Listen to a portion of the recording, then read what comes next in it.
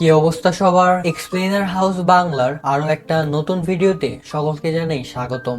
আজকে আমরা যে মুভিটা নিয়ে কথা বলবো সেই মুভিটার নাম দ্য ডে আফটার টুমরো, অর্থাৎ কালকের পরের দিন। এই মুভিতে যে স্টোরি দেখানো হয়েছে সেই স্টোরি অনুযায়ী তুমি বুঝতে পারছো আগামী কালকেই তোমার পৃথিবী ধ্বংস হয়ে যাবে। তাহলে এখন তুমি বাঁচার জন্য কি ধরনের পদক্ষেপ গ্রহণ করবে, আর তুমি কি আসলেই বাঁচতে পারবে, আর পৃথিবী কেনই বা ধ্বংস হচ্ছে, আর এই পৃথিবী ধ্বংসের অন্তিম মুহূর্তে কে কে তোমার সাথে ছিল, আর সরকারি বা তোমার সাথে কি ধরনের আচরণ করেছিল, এই সবকিছু জানতে হলে এই মুভিটা দেখতে হবে। সো ভিডিওটা না টেনে সম্পূর্ণ দেখো।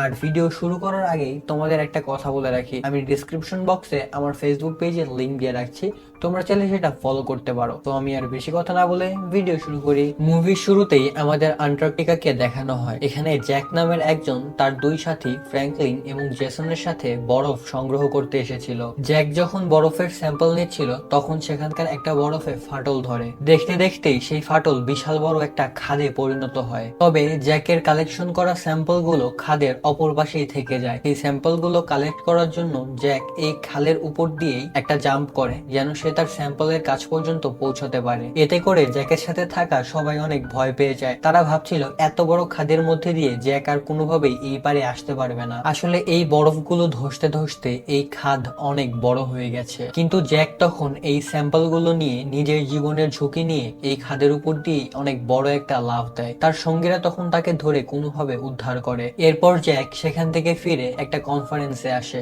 এই কনফারেন্সের মূল বিষয় ছিল গ্লোবাল ওয়ার্মিং। এখানে জ্যাক বলে মেরুর সমস্ত বরফ গলে গেলে পৃথিবীতে গ্রীষ্মকাল বলে আর কিছুই থাকবে না। আমরা যদি এখনই এটার প্রতিকার শুরু না করি তাহলে পৃথিবীর উপর এটা অনেক বাজে প্রভাব ফেলবে এবং ভবিষ্যতে এটা অনেক বেশি সমস্যার কারণ হবে। এটা শুনে আমেরিকার ভাইস প্রেসিডেন্ট তখন বলে, এতে করে তো অনেক বেশি টাকা খরচ হবে, আর এত টাকার দায়িত্ব কে নেবে? জ্যাক তখন বলে, আমরা যদি এখন থেকেই এটার সমাধান না করি তাহলে এর মূল্য আমাদের জীবন দিয়ে চোকাতে হবে। জ্যাক আরো বলে, সেদিন বরফে ফাটল ধরার পর আমি সেখানে যে খাদটা দেখেছি সেটা নিজেই মস্ত একটা শহরের সমান বড় ছিল। বর্তমানের প্রত্যেকটা মেরুতেই বরফ অনেক দ্রুত গলতে শুরু করেছে। তবে এখানে জ্যাকের কথায় কেউই তেমন গুরুত্ব দিচ্ছিল না। তারা ভাবছিল এভাবে যদি বরফ গলতে থাকে তাহলে যদি এটার কারণে সমস্যা হয় তাহলে সেটা মোটামুটি 100 থেকে 200 বছর পর হবে। কনফারেন্স শেষে বাইরে আসার পর জ্যাকের সাথে টেরি র্যাপসন নামের একজন লোকের দেখা হয়। সে ছিল একজন সমুদ্র বিজ্ঞানী। সে জ্যাককে বলে,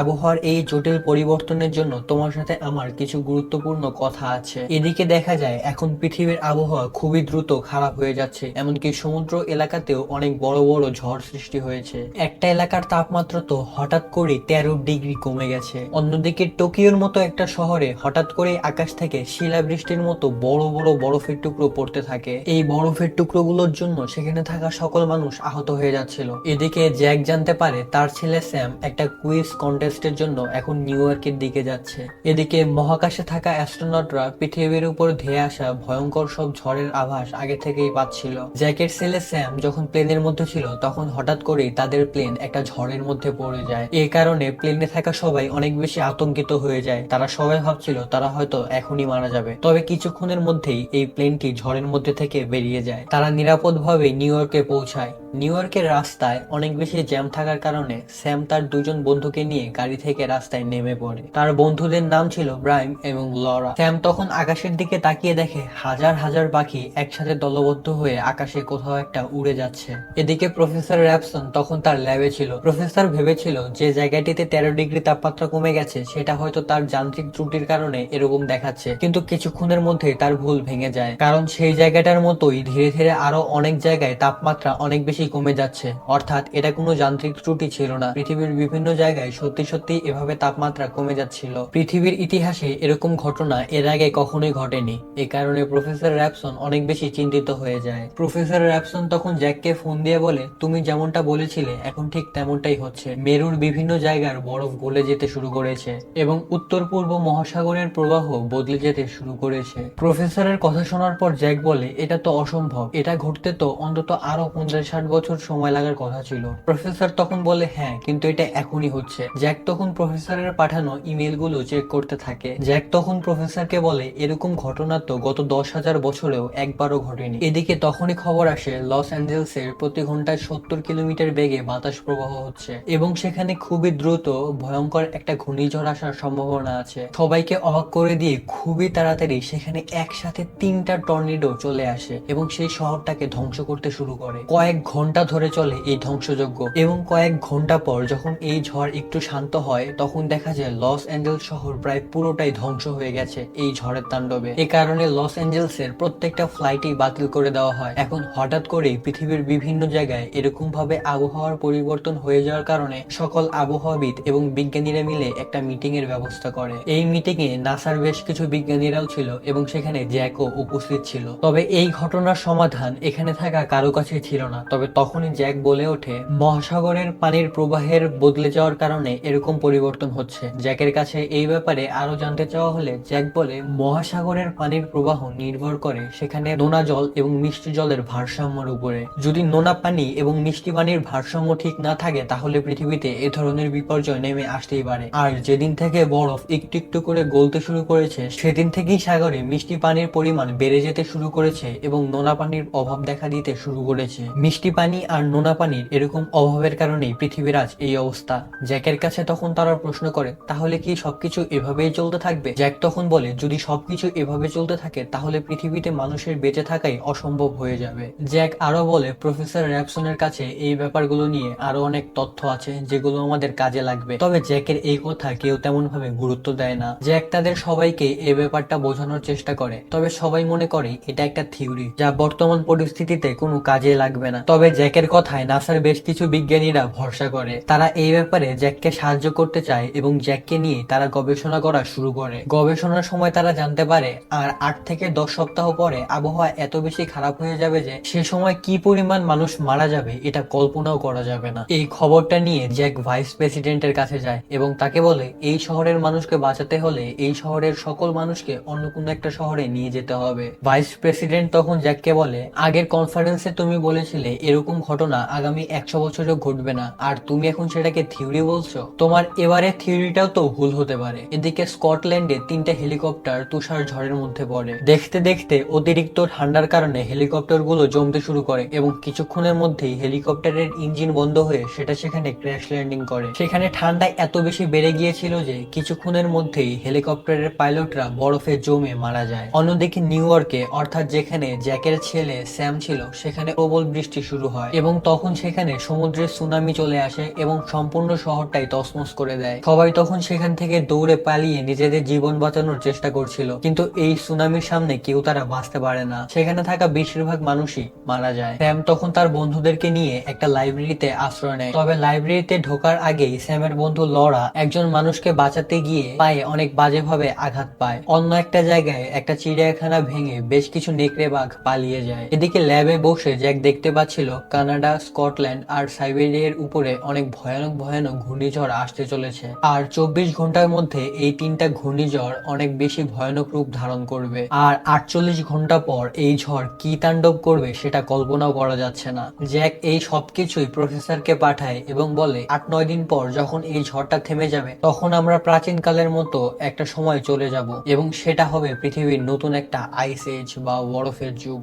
জ্যাক প্রফেসরকে বলে আপনি এখন যে এলাকায় আছেন সেই এলাকাটা খুবই দ্রুত তছনছ হতে চলেছে তাই দ্রুত আপনি সেই জায়গা থেকে চলে যান। প্রফেসর তখন জ্যাককে বলে অনেক সময় নষ্ট হয়ে গেছে, আমার হাতে আর বেশি সময় নেই, এখন তুমি যত বেশি মানুষকে বাঁচাতে পারো তত বেশি মানুষকে বাঁচানোর চেষ্টা করো। এইদিকে স্যাম তার বাবা জ্যাককে ফোন করার জন্য লাইব্রেরির নিচতলায় আসে এবং সেখানে সে সম্পূর্ণ পানি দেখতে পায়। সেখানে অনেক দ্রুত পানি ঢুকছিল, নিচতলার অর্ধেক অংশই প্রায় ডুবে গিয়েছিল। তারপরেও স্যাম অনেক কষ্ট করে তার বাবা জ্যাকের সাথে যোগাযোগ করতে সক্ষম হয়। জ্যাক তখন তার ছেলে স্যামকে বলে এই ঝড় আরো বাড়বে এবং তার সাথে বাড়বে আরো অনেক বেশি ঠান্ডা, তাই তুমি ভুলেও বাইরে বের হওয়ার চেষ্টা করো না আর যেখানে আছো সেখানেই থাকো, নিজেকে গরম রাখার চেষ্টা করো। মনে রেখো তোমার আশেপাশের পরিবেশ গরম না থাকলে তোমার বাঁচা অনেক কষ্ট হয়ে যাবে আর আমি যত দ্রুত পারি তত দ্রুত তোমার কাছে আসার চেষ্টা করছি। এদিকে সেখানে পানি আরো বেড়ে যাওয়ার কারণে ফোন ডিসকানেক্টেড হয়ে যায়। এদিকে জ্যাক যখন তার ছেলে স্যামের কাছে যাওয়ার প্রস্তুতি নিচ্ছিল তখন তার কাছে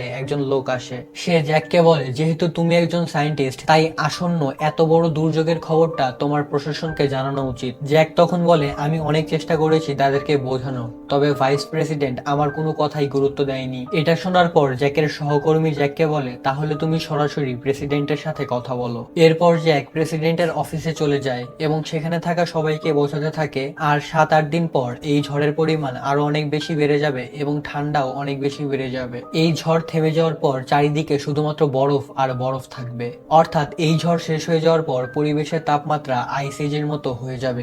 তখন সেখানে থাকা একজন জ্যাককে জিজ্ঞাসা করে, তাহলে এখন আমাদের কি করতে হবে? জ্যাক তখন সেখানে থাকা সবাইকে বলে, আমরা এখন যত দ্রুত দক্ষিণের দিকে যেতে পারবো আমরা তত বেশি সুরক্ষিত থাকবো। প্রেসিডেন্ট তখন জ্যাকের কাছে জিজ্ঞাসা করে, এখনো যারা উত্তর দিকে ফেসে আসে তাদের কি হবে? জ্যাক তখন বলে, তাদের বাঁচানোর সময় শেষ হয়ে গেছে, তবে তারা যদি নিজেদের ঘর গরম রাখতে পারে এবং বাইরে বের না হয় তাহলে তারা বেঁচে যাবে। এরপরে জ্যাক প্রেসিডেন্টের রুম থেকে বেরিয়ে আসে। প্রেসিডেন্ট তখন সবাইকে অর্ডার করে জ্যাক যেমনটা বলেছে সবকিছু যেন সেভাবেই কমপ্লিট করা হয়। এরপরে প্রেসিডেন্ট ভাইস প্রেসিডেন্টের উপর দায়িত্ব দেয় সে যেন দেশের অর্ধেক মানুষকে তার জায়গা থেকে খালি করে দেয়, মানে সে যেন অর্ধেক দেশকে ফাঁকা করে ফেলে। ফাঁকা করে ফেলে বলতে এখানে দেশের অর্ধেক মানুষকে দক্ষিণাঞ্চলের দিকে পাঠানোর দায়িত্ব ছিল ভাইস প্রেসিডেন্টের উপরে। এদিকে জ্যাক তার পুরনো দুইজন সঙ্গীকে নিয়ে নিউ ইয়র্কের দিকে রওনা দেয়, যেখানকার একটি লাইব্রেরিতে তার ছেলে স্যাম ফেসে আছে। তবে সেখানে শুধুমাত্র জ্যাকের ছেলে স্যামই ফেসে নেই, সেখানে সেই সাথে আরো অনেক মানুষ আশ্রয় নিয়েছিল।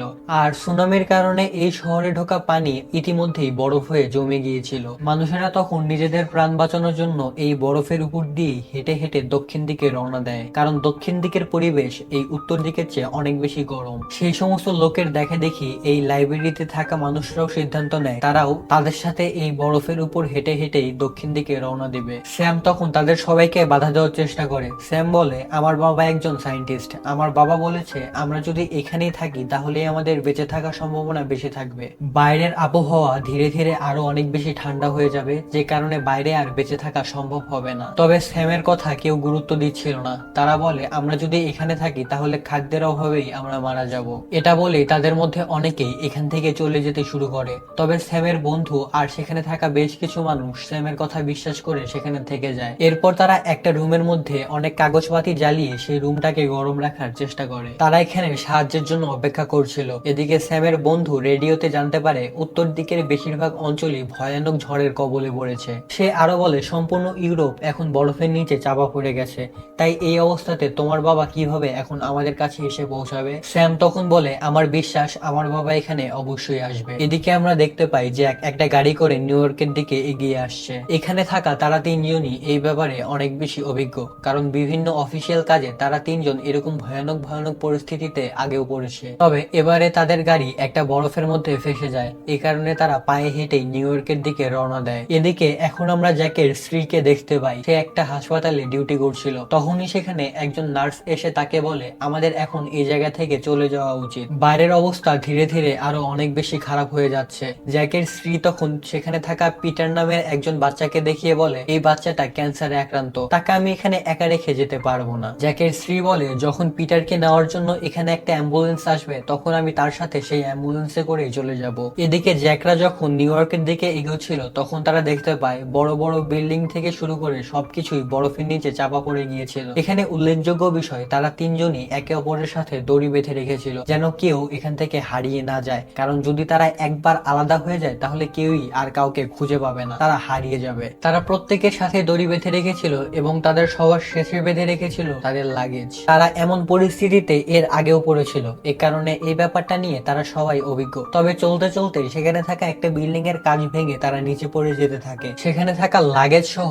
একজন তখন সেখানে দড়ির সাহায্যে ঝুলতে থাকে আর বাকি দুজন তাকে টেনে উপরে ধরে রেখেছিল। তবে দড়ির টানের কারণে তারা নিজেরাও ব্যালেন্স রাখতে পারছিল না, তারা নিজেরাও নিচে পড়ে যাচ্ছিল। তবে শেষ সময় জ্যাক বরফের মধ্যে হুক মেরে কোনোভাবে নিজেদের আটকে নেয়। যেহেতু সেখানে থাকা একজন আর লাগেজ একসাথে ঝুলেছিল, এ কারণে তাদের ওজনের কারণে উপরে থাকা কাচে ফাটল ধরতে শুরু করে। আর কোনো উপায় না থাকায় সে লাগেজ ব্যাগের দড়িটা কেটে ফেলে, যে কারণে লাগেজ ব্যাগটা তাদের থেকে আলাদা হয়ে নিচে পড়ে যায়। সেই লোকটার নাম ছিল ফ্র্যাঙ্ক। ফ্র্যাঙ্ক দেখতে পায় এখনো এতে কোনো লাভ হচ্ছে না, সেখানে থাকা কাচটা এখনো ফাটছে। ফ্র্যাঙ্ক তখন বুঝতে পারে যদি এভাবে চলতে থাকে তাহলে তারা তিনজনই মারা যাবে। এই কারণে ফ্র্যাঙ্ক তখন তার নিজের উপরের দড়ি কেটে দেয়, এই কারণে ফ্র্যাঙ্ক নিজে নিচে পড়ে যায় এবং বাকি দুজন বেঁচে যায়। ফ্র্যাঙ্ক এখানে নিজে মারা গিয়ে তাদের দুজনকে বাঁচিয়ে দিয়েছিল। কিছুক্ষণ পর তারা সেখানে তাঁবু লাগিয়ে রাত কাটায় এবং ফ্র্যাঙ্কের জন্য তাদের দুজনেরই মন সেখানে অনেক খারাপ হয়ে যায়। এদিকে ঝড়ের প্রবাহ ধীরে ধীরে নিউ ইয়র্কের দিকে এগিয়ে যাচ্ছিল, যেখানে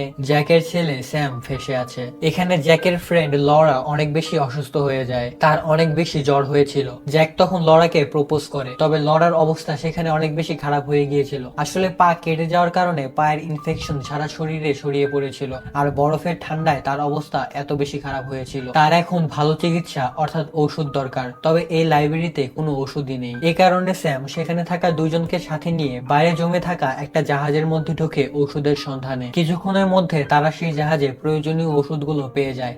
অন্যদিকে সেই চিড়িয়াখানা থেকে পালানো নেকড়েগুলো এখন এই জাহাজের মধ্যে প্রবেশ করে। তারা স্যামদেরকে দেখেই স্যামদের উপরে আক্রমণ করে একজনকে আহত করে ফেলে, কিন্তু তারপরেও তারা অনেক কষ্ট করে তাদের সেই আহত বন্ধুকে বাঁচিয়ে বাইরে বেরোতে সক্ষম হয়। তবে লাইব্রেরিতে ঢোকার আগেই তারা লক্ষ্য করে বরফের ঝড় অলরেডি তাদের কাছে পৌঁছে গেছে। এ কারণে সেখানে থাকা বড় বড় বিল্ডিং গুলো জমে যেতে শুরু করে। তবে তারপরেও তারা কোনোভাবে লাইব্রেরির মধ্যে প্রবেশ করে। যেহেতু ঝড় এখন এখানে চলে এসেছিল, তাই এখানকার তাপমাত্রা অনেক দ্রুত কমে যেতে শুরু করে। লাইব্রেরির ভিতরের অংশটা গরম রাখার জন্য তারা একের পর এক বই এই আগুনের মধ্যে দিয়ে দেয়, যেন এই ভেতরের অংশটা গরম থাকে। এদিকে জ্যাক আর তার সঙ্গী জেসন যখন লাইব্রেরির কাছাকাছি পৌঁছে গিয়েছিল, তখন অতিরিক্ত ঠান্ডা সহ্য করতে না পেরে জ্যাকের বন্ধু জেসন সেখানেই অজ্ঞান হয়ে যায়। আর তখনই জ্যাক নোটিস করে যে বরফের ঝড় এখন অনেক দ্রুত তাদের দিকে এগিয়ে আসছে। তারা যদি এই বরফের ঝড়ের মধ্যে পড়ে যায় তাহলে তারা দুইজনই মারা যাবে। জ্যাক তখন কোনোভাবেই দেরি না করে জেসনকে টানতে টানতে কাছাকাছি একটা শেল্টার পেয়ে তার মধ্যে ঢুকে পড়ে। শেল্টারের ভেতরে ঢুকে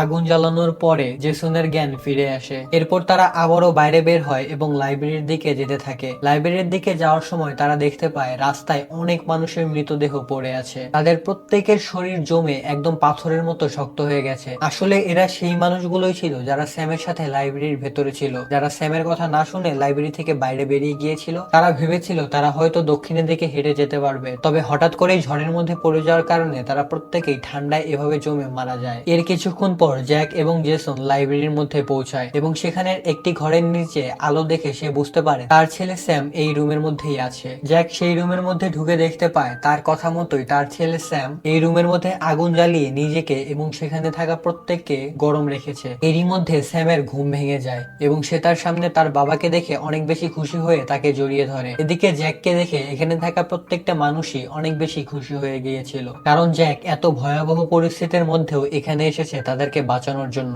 এরপরে জ্যাক তাদের সবাইকে নিয়ে একটা নির্দিষ্ট জায়গায় যায়। কিছুক্ষণের মধ্যেই হেলিকপ্টার এসে তাদেরকে উদ্ধার করে। এর কিছুক্ষণ পর আমরা একটা নিউজ টিভিতে দেখতে পাই সেখানকার প্রেসিডেন্ট এই বরফের মধ্যে ঠান্ডায় জমে মারা গেছে। প্রেসিডেন্টের মৃত্যুর পর ভাইস প্রেসিডেন্টকেই প্রেসিডেন্ট বানিয়ে দেওয়া হয়েছে, আর সে এখন মেক্সিকোতে আছে। সকল সাধারণ মানুষরাও মেক্সিকোতে আশ্রয় নিয়েছিল। প্রেসিডেন্ট তখন জাতির উদ্দেশ্যে ভাষণ দেয়। প্রেসিডেন্ট বলে, সঠিক সময়ে আমি জ্যাকের কথায় গুরুত্ব দেইনি বলে আমি এখন সবার কাছে ক্ষমা চাইছি। প্রেসিডেন্ট আরো বলে, আমরা দিনের পর দিন প্রকৃতির ক্ষতি করব আর প্রকৃতি এর কোনো জবাব দিবে না, এটা হতে পারে না। আর এখন থেকে আমাদের প্রকৃতির কথা মাথায় রেখে প্রত্যেকটা পদক্ষেপ নিতে হবে। আর যে সমস্ত দেশকে আমরা আগে দুর্বল মনে করেছিলাম সেই সকল দেশই আজ আমাদের এই বিপদে আমাদের পাশে এসে দাঁড়িয়েছে। এই কথা আমি কখনোই ভুলবো না। এখানেই এই মুভিটা শেষ হয়ে যায়। আমি জানি না এই মুভিটা তোমাদেরকে ঠিক মতো বোঝাতে পেরেছি নাকি, বাট যদি মুভিটা বুঝতে পারো এবং মুভিটা ভালো লাগে তাহলে অবশ্যই ভিডিওটাতে একটা লাইক দিয়ে চ্যানেলটা সাবস্ক্রাইব করে দিবে। আর যারা এখন আমার ফেসবুক পেজটা ফলো করোনি তারা আমার পার্সোনাল ফেসবুক পেজটা ফলো করে ফেলো, লিংক ডেসক্রিপশন বক্সে দেওয়া আছে। ধন্যবাদ।